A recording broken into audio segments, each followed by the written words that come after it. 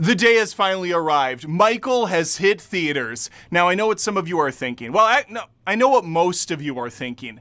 Why the heck do we need another remake? The 1996 John Travolta film where he's an angel amongst the people was perfect. It's just gonna add confusion. No, in actuality, this has nothing to do with that picture. Instead, this is focused on the most famous Michael we've ever known.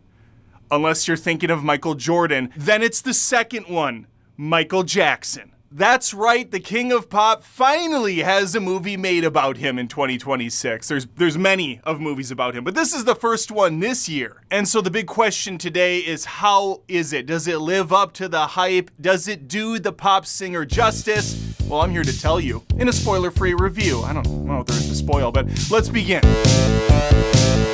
As I go over what you can expect from this film, if you find yourself enjoying the commentary, feel free to beat the subscribe button. Just beat it. Beat it. No one wants to be defeated. We're so early in this review to be doing this already. All right, let's get a lay of the land. The Michael film is 2 hours and 7 minutes long. It's rated PG-13, and it's a part 1. They failed to address that in the title, but this is absolutely just a part 1 of 2 or 3 or however much they want to milk this cash cow for. And to be fair, Michael Jackson is a very interesting, very polarizing individual who's had a very long career in the industry, rife with family drama, riddled with controversy, and in his later career, secretive, masked from the public eye. So this script has its work cut out for it. How's it going to address all this? It's not. Not really. It's gonna be about as safe and squeaky clean as a movie script can get for this type of person. And I gotta tell you, I don't care. Honestly, I'm fucking exhausted from all the drama in the world. So if I can see a movie that's 2 hours long, glazes one of the greatest pop musicians of all time without getting into the dirt, that's fine. I've already seen the dirt.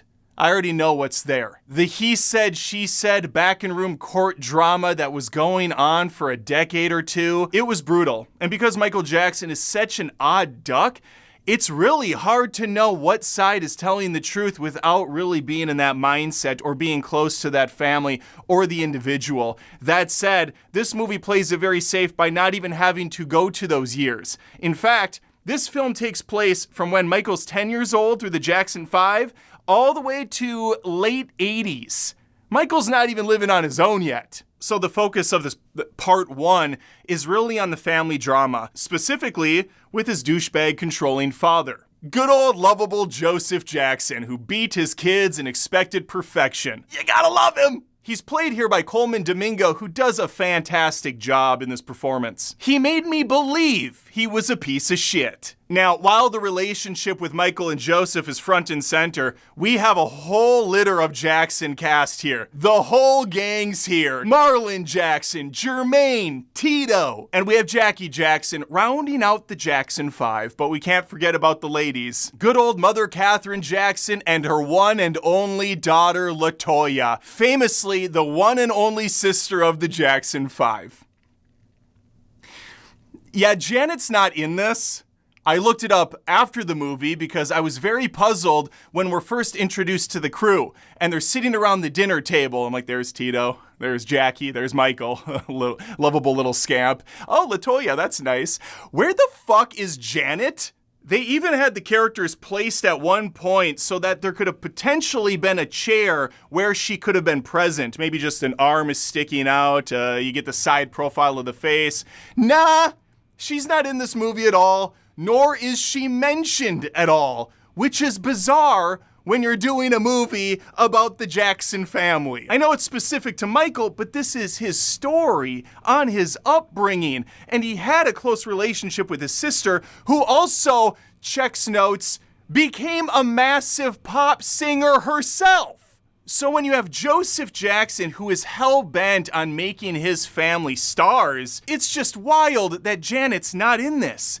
And again, I looked it up after. She declined allowing them to use her likeness in the film, but they couldn't have had her hiding behind a bush or something at one point. She couldn't have just been blurred in the background in the house. They couldn't give us an inch with this character. So that does take away a bit from what they're trying to do. And it's a bummer because overall, I enjoyed this movie quite a bit. I do not think it's amazing by any stretch of the imagination. I wanted to feel more for this film. I wanted to understand more, but the movie is pretty surface level across the board. There's no nuance, there's no subtlety in this. Instead, we are just seeing a very glossy production of Michael as this innocent, wide-eyed young talent who would grow up in the shadow of his father, never having the guts to meet his eye level and tell him no. Instead, bending over backwards to make his dad and in turn his family happy, even if that comes at the cost, which it often does, of his own vision. Now, since this is a film squarely focused on Michael, we should talk about him in the two variants that the movie offers. We have young Jackson 5 Michael, and we have grown Michael. Young Michael's played by Giuliano Valdi. Older Michael is played by Jafar Jackson. That's right, we have a Nepo baby here. And I gotta tell you, I don't think they could have found a more direct one-to-one correlation of Michael. This kid transforms into him on stage, and that's not to scoff at the younger version. Holy shit, he's a talent. Both of these variants are perfect across the board. It really did feel like I was watching Michael Jackson up on stage performing his hits.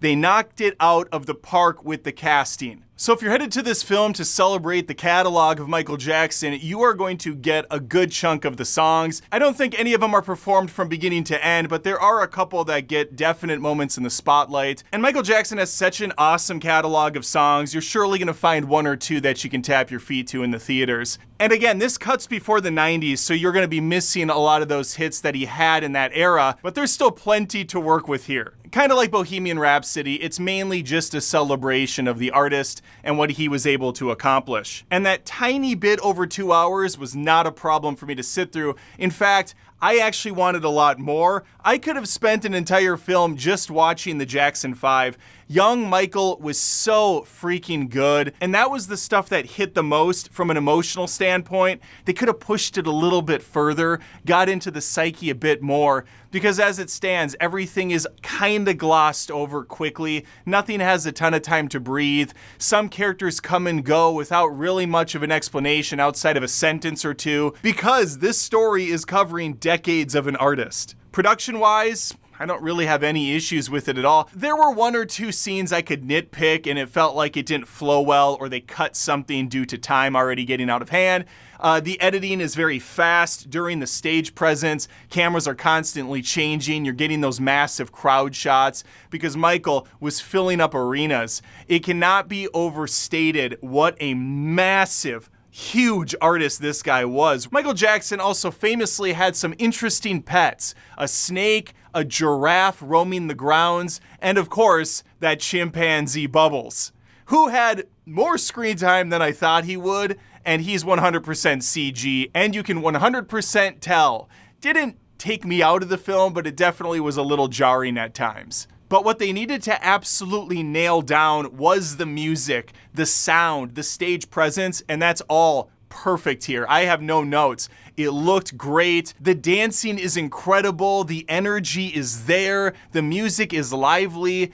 I guess the only thing I kind of wish they would have done is what they did in the trailer, where they mixed like 3 or 4 Michael Jackson songs together. That was badass. We don't get anything very creative like that in the movie. It dips its toe a couple times where Michael's kind of snapping the fingers, and he's starting to kind of come up with the music, but it never dives in. And that's the thing I would say overall encapsulates this movie, is it's just so kind of surface level. And for a movie focusing on a guy that was all about perfection, pushing the boundaries, trying to be unique and different, this film is kind of generic in that sense, which is a shame. Overall though, a perfectly pleasant watch. Not a bad movie by any means, just not the amazing experience I was hoping it would be based on some of those trailers that knocked it out of the park. My family didn't see it yet. I'll probably take them for a second time, and I'm not gonna have a problem watching it again. And I am interested to see what they will do with the second part when it inevitably comes out. Maybe Janet will finally sign on, but My guess is not. All right, I want to hear from you, though. Let me know what you thought about Michael. Please leave a comment below, like the video, and hype it if you want to help me in the YouTube algorithm. And hopefully you subscribed already so I don't even have to ask again. In which case, I'll just say, see you next time. Take care. Would you look at that? You made it to the end of the video. Congrats. Which means you might be looking for more content from me. Head over to patreon.com/AdamDoesMovies like these amazing supporters have. You can get access to over 350 exclusive videos. More importantly, you're helping this one-man band keep his dreams a reality. Believe it or not, this takes a lot of work, and I already have a full-time job. So getting that support on Patreon helps way more than you can even imagine. So if you've ever liked my content in the past and you wanted to show some thanks, that's the place to do it. Take care.